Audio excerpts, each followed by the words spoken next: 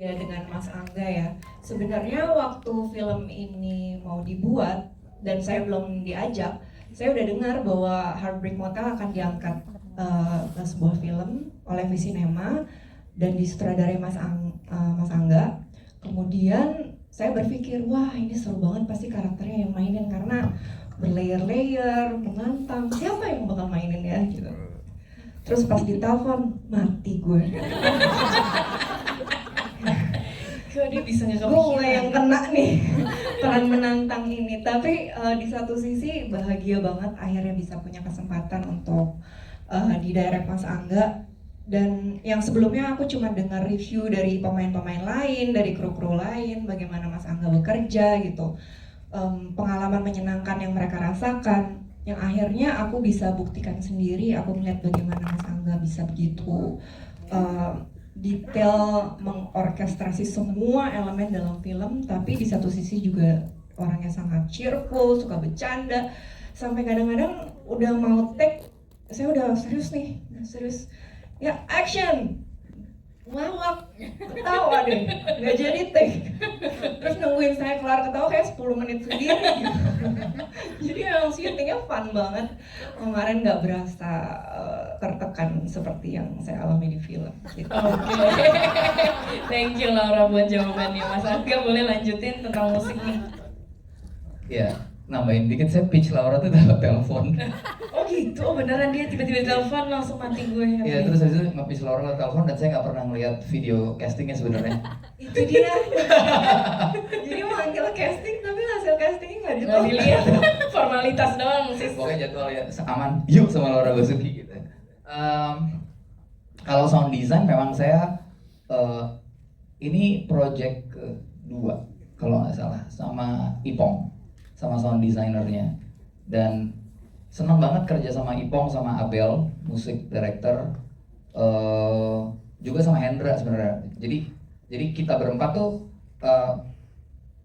karena setiap saya syuting tuh syuting selalu edit on location. Jadi jadi yang lain kenapa saya kurus, karena yang lain makan siang, makan malam, saya ngedit gitu. Jadi bukan karena obat-obatan ya teman-teman. Sanak. Jadi ya karena itu, karena yang lain pada makan, saya ngedit gitu. Jadi dari editing, dari lokasi itu kita sudah menyusun gambarnya dan kita udah ngebayangin kira-kira sound design, musiknya kayak apa. Lalu kemudian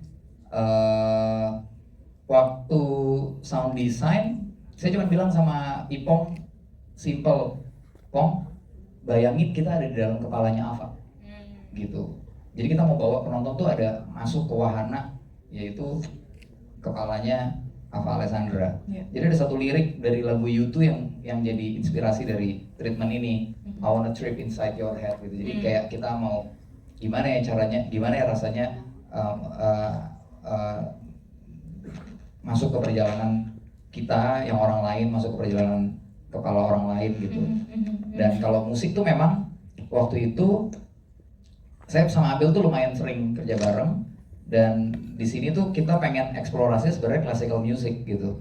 Yuk kita get rid of 13 Bombs yang sangat sangat tense gitu, tapi maksudnya sangat techno dan segala macam.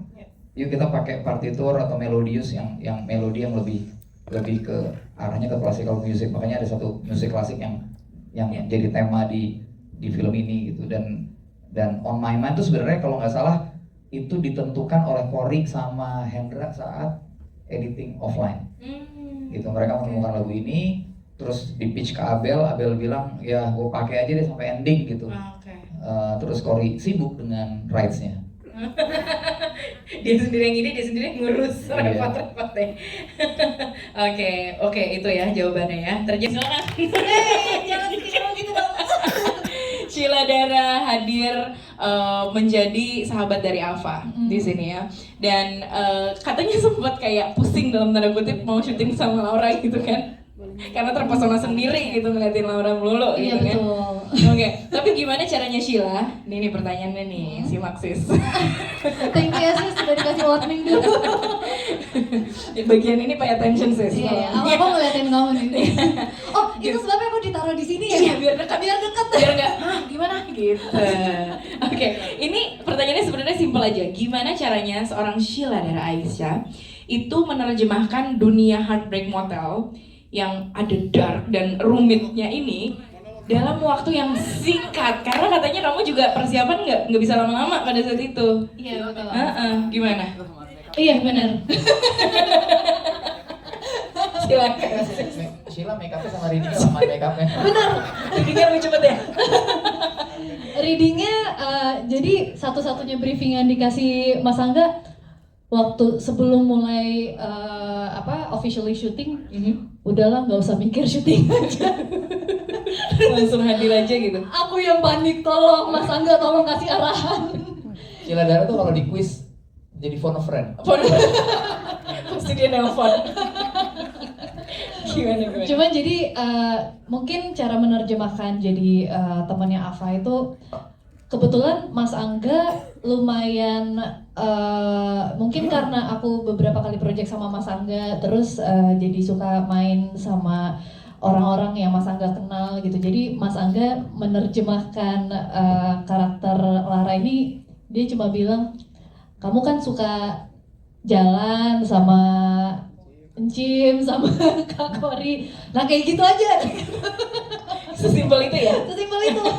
Job desk memang simpel ternyata. Job desk memang simpel, cuman buat aku juga selain sama teman-teman mainku, aku juga ingat aku tuh punya sebuah circle pertemanan yang aku udah temenan lebih dari 1 dekade dan kita tuh sebenarnya jarang ketemu, tapi begitu ketemu ya udah kayak nggak ada jarak dari pertemuan satu ke pertemuan lainnya gitu. Jadi emang udah deket aja dan aku ngerasa oh ini tuh kayaknya mirip banget sama Lara dan Ava gitu. Kita mungkin karena kesibukan satu sama lain, Lara kerja, Ava juga bintang Indonesia gitu. Pasti sama-sama sibuk dan pastinya jarang ketemu, tapi ketika satu sama lain ada emergency yang dicari tuh ya pasti buat Lara Ava, buat Ava juga Lara gitu. Jadi itu sih yang buat tepuk tangan untuk Sheila Dara. Lancar sis. Terima kasih. Aku bangga. Terima kasih sis. Aku udah menyiapkan ini dari 2 tahun yang lalu. Dari belum ada idenya. Terima kasih Sheila Dara. Kita berlanjut ke karakter kesayangan kita diperankan oleh Sita Nursanti. Aduh Mbak Dahlia, kamu itu seperti penyeimbang di tengah gelapnya kehidupan. Oh gitu ya. Ini opini dari penonton ya.